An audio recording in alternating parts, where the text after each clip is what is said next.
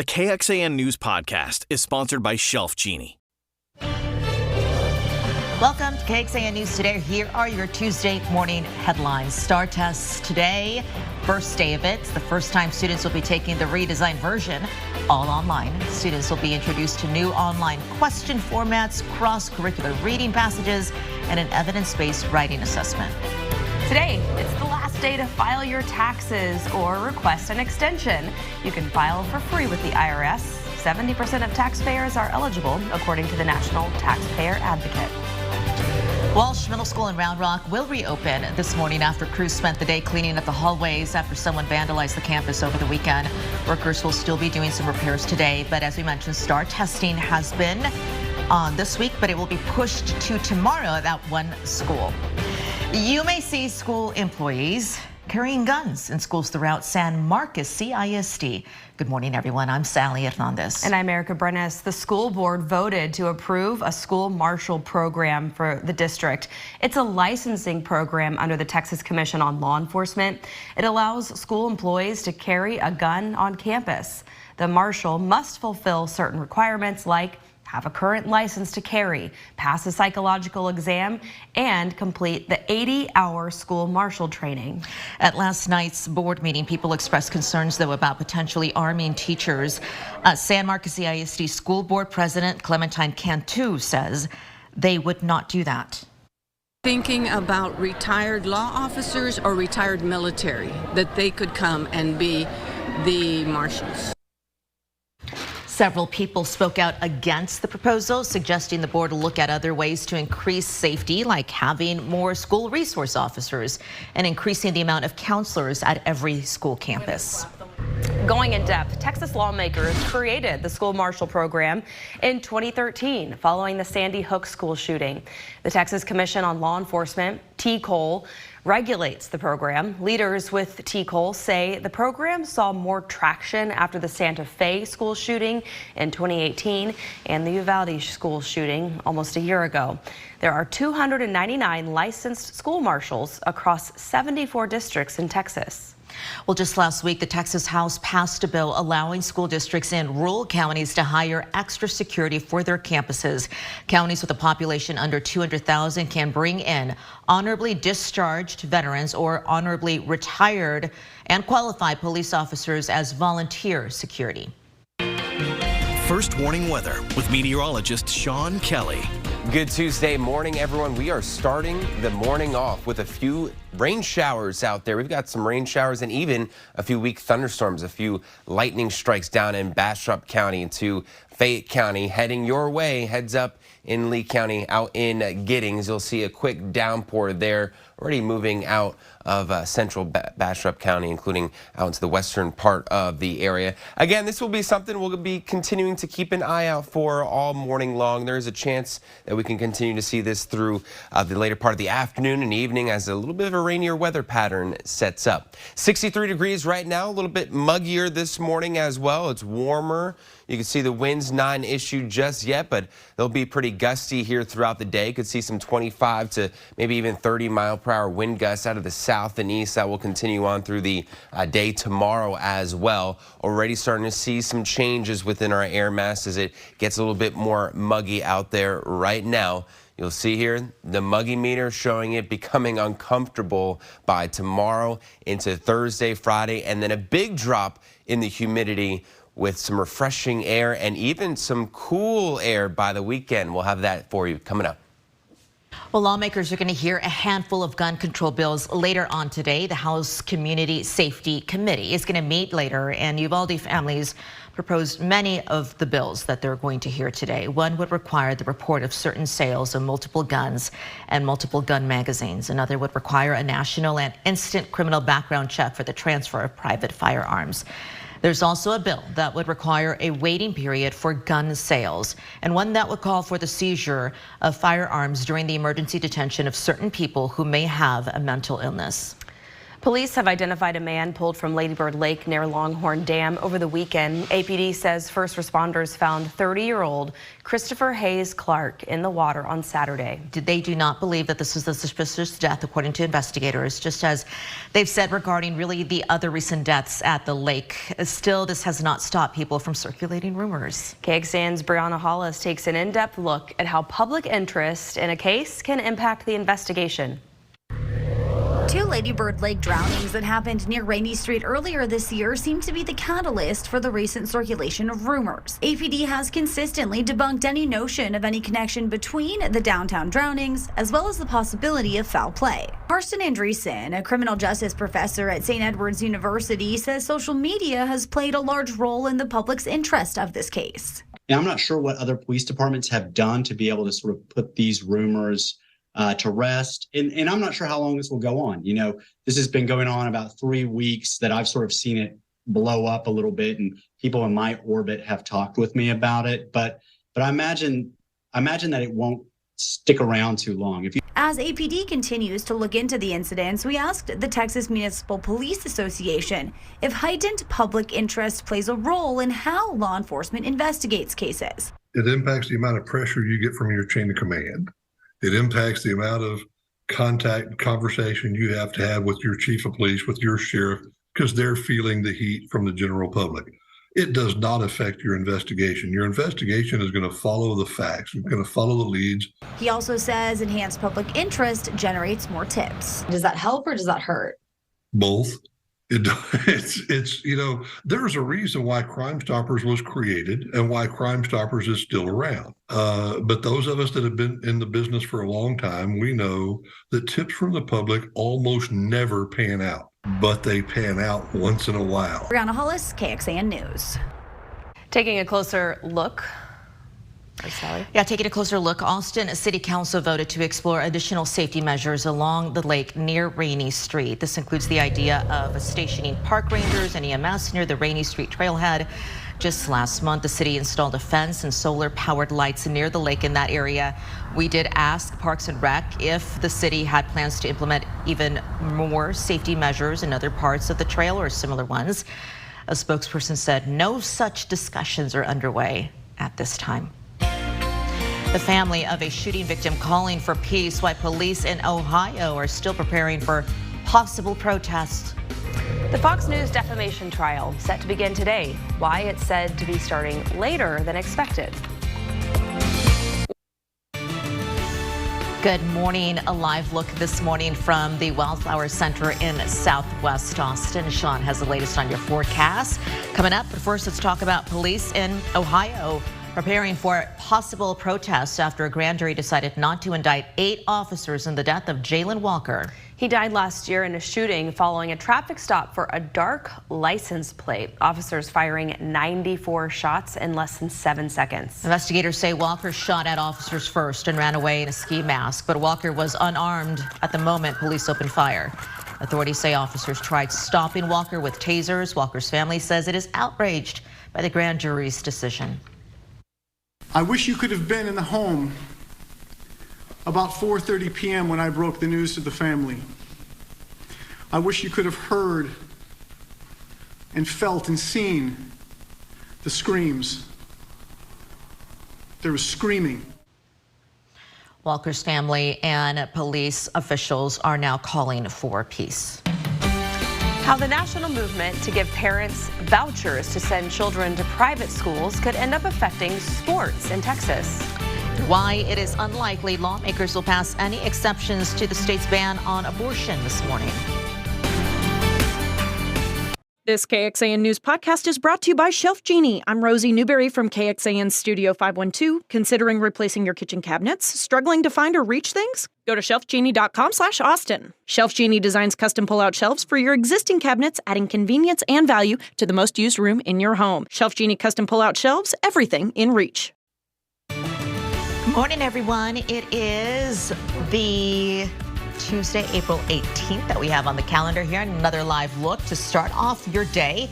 And if you have property that's become overgrown with weeds and all the plants, you know how big of a challenge cleaning it up can be. Yeah, while some people turn to just clear cutting or herbicides, there are more natural options. KXAN's Tom Miller takes us to the Georgetown community asking goats to do the work. Why goats? What's the benefit of having goats clearing out the land? Well, it's a great alternative solution to using machinery or herbicides in areas like this, especially in this situation where we're dealing with different terrain, lots of hills and slopes. There's also rocky areas, and we're very close to waterways. And how proficient are they? How quickly can they clear out an area? We bring about 150 goats to a job site, and we'll clear an acre in 2 to 5 days.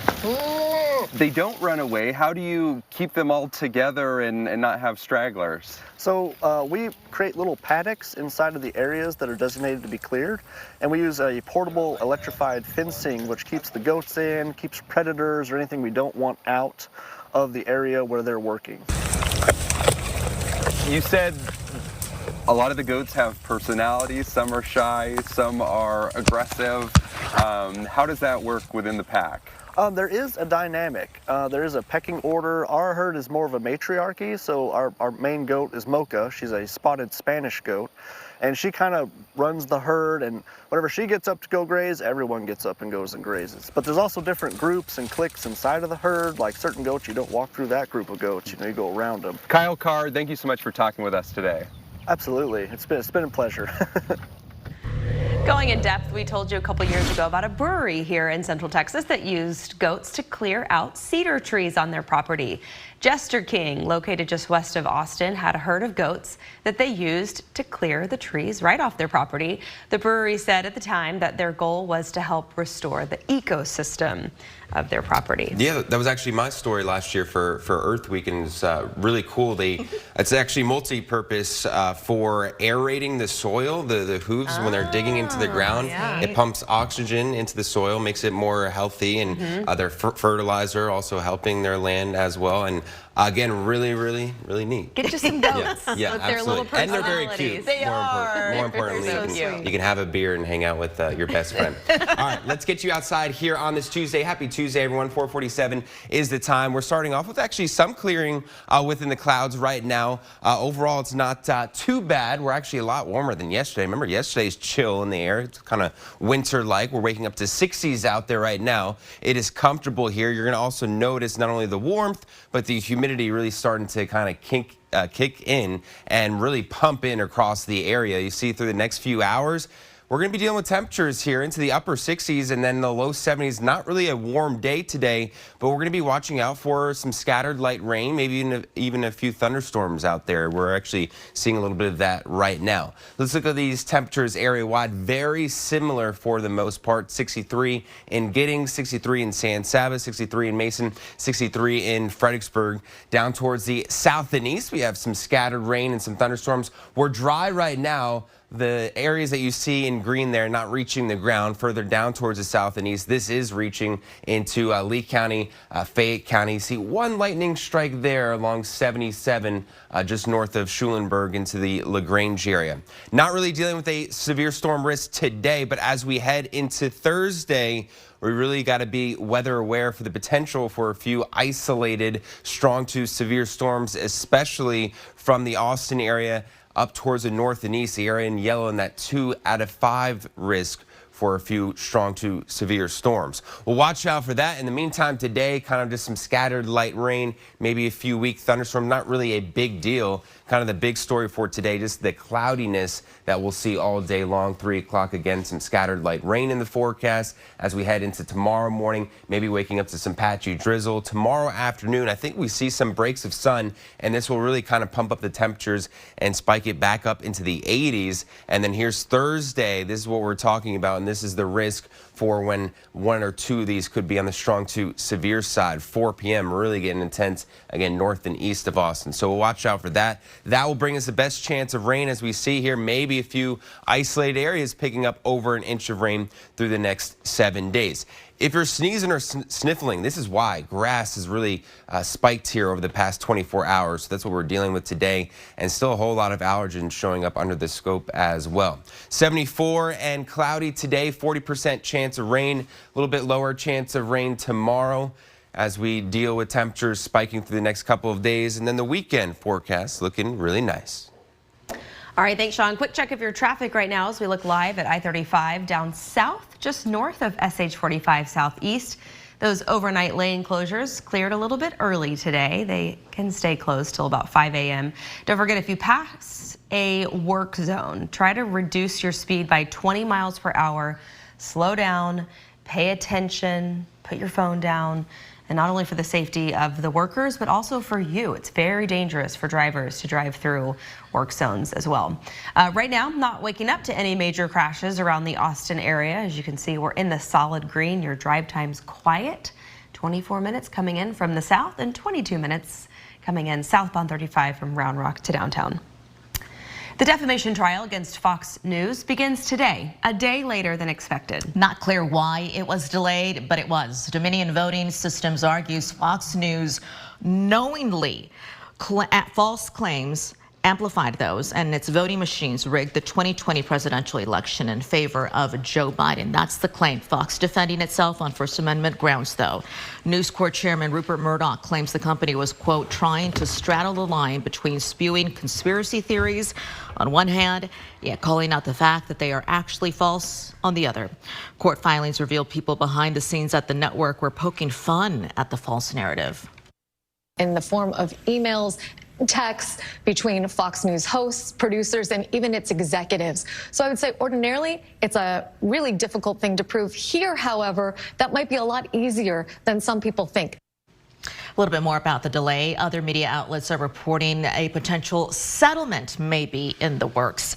Taking a closer look here, Dominion voting machines and software are not used here in the state of Texas. State law requires the Secretary of State to approve any voting systems used in elections. And right now there are only two in use: Austin-based Harder InterCivic and Omaha-based election systems and software. The Secretary of State's office also says we should all understand three things about the security of our voting systems. One, voting machines in Texas are never connected to the internet. Two, only state-certified software can be loaded on voting machines. And three, all voting machines are tested for logic and accuracy 3 times, twice before the election and once immediately after the election. One of the nation's most bustling bridal suppliers has some bad news ahead of a busy summer wedding season. David's Bridal is declaring bankruptcy. This follows the company's announcement to cut 9,000 positions across the country.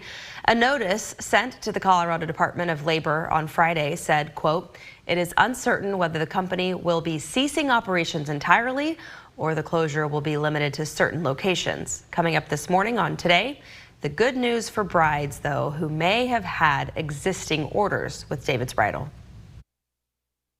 What does it say to you about the wedding industry that a giant like David's Bridal can't survive?